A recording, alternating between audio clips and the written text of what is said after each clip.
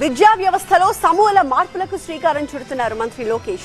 విద్యార్థి సంఘాలతో ప్రత్యేకంగా భేటీ అయ్యారు. వాళ్ళు పెట్టిన పలు డిమాండ్స్ కి ఓకే చెప్పారు మంత్రి. విద్యార్థి సంఘాల నాయకులకు అసలు లోకేష్ ఇచ్చిన హామీలేంటి, వాళ్ళ డిమాండ్స్ ఏంటి? విద్యాశాఖలో సమూల మార్పుల దిశగా అడుగులు వేస్తోంది ఏపీ ప్రభుత్వం. రాష్ట్రంలో విద్యారంగం ఎదుర్కొంటున్న కీలక సమస్యలపై విద్యాశాఖ మంత్రి నారా లోకేష్ దృష్టి పెట్టారు.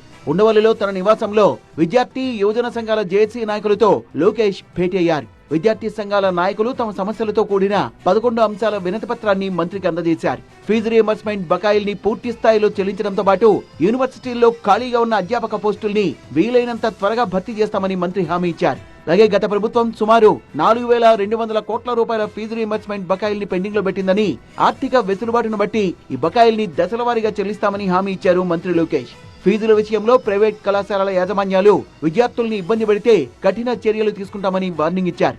విద్యా సంస్థల్లో విద్యా సంఘాల ఎంట్రీ నిషేధాన్ని సరళిస్తామని హామీ ఇచ్చారు మంత్రి లోకేష్. అలాగే విద్యా సంస్థల్లో రాజకీయ ప్రసంగాలు, రాజకీయ జెండాల్ని ఎట్టి పరిస్థితుల్లోనూ అనుమతించబోమని తేల్చి చెప్పారు.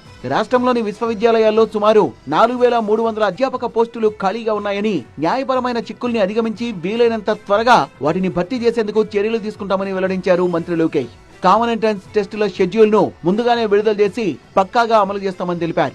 కాలేజీల్లో యాంటీ ర్యాగింగ్, యాంటీ డ్రగ్స్ ప్రచార కార్యక్రమాలకు ప్రభుత్వం సహకరిస్తుందని పేర్కొన్నారు. ఇకపై టీచర్లకు బోధనేతర బాధ్యతలు ఉండవని, వచ్చే విద్యా సంవత్సరం నుంచి కళలకు రెక్కలు పథకాన్ని అమలు చేయనున్నట్టుగా ప్రకటించారు. కళాశాలల్లో ఆత్మహత్యల నివారణకు 5 సభ్యులతో కమిటీని ఏర్పాటు చేస్తామన్నారు. ఈ నెల 26న పాఠశాల విద్యార్థులతో మాక్ అసెంబ్లీ నిర్వహిస్తున్నట్టుగా వెల్లడించారు. అనుమతి లేకుండా నిర్వహించే ప్రైవేట్ జూనియర్ కళాశాలలపై చర్యలు తీసుకుంటామని హెచ్చరించారు. మంత్రి నారా లోకేష్ దృష్టికి విద్యార్థి సంఘాల జేఏసీ 11 కీలక డిమాండ్లు తీసుకెళ్లింది. పెండింగ్ లో ఉన్న ఫీజు రీయింబర్స్మెంట్, స్కాలర్షిప్ బకాయిల్ని వెంటనే విడుదల చేయాల్సిందిగా కోరింది. పేద విద్యార్థుల్ని పీజీ విద్యకు దూరం చేసే జీవో నెంబర్ 77ను, అలాగే పీపీపీ పద్ధతిలో ప్రభుత్వ వైద్య కళాశాలల ఏర్పాటుకు సంబంధించిన జీవో నెంబర్ 107, 108ని రద్దు చేయాలని విజ్ఞప్తి చేశారు. డిగ్రీ ఆన్లైన్ అడ్మిషన్లు రద్దు చేసి పాత ఆఫ్లైన్ విధానాన్ని కొనసాగించాలని, మూసివేసిన 2000 ప్రభుత్వ పాఠశాలల్ని తిరిగి అందుబాటులోకి తీసుకురావాలని కోరారు. హాస్టల్ విద్యార్థులకు మెస్ ఛార్జీలు పెంచాలని, ఖాళీగా ఉన్న వార్డెన్, ఇతర సిబ్బంది పోస్టుల్ని భర్తీ చేయాలని, విద్యార్థి సంఘాల ఎన్నికలు నిర్వహించాలని డిమాండ్ చేశారు. అంతేకాదు గత ప్రభుత్వం విద్యార్థి నాయకులపై పెట్టిన కేసుల్ని ఎత్తివేయాల్సిందిగా కోరారు.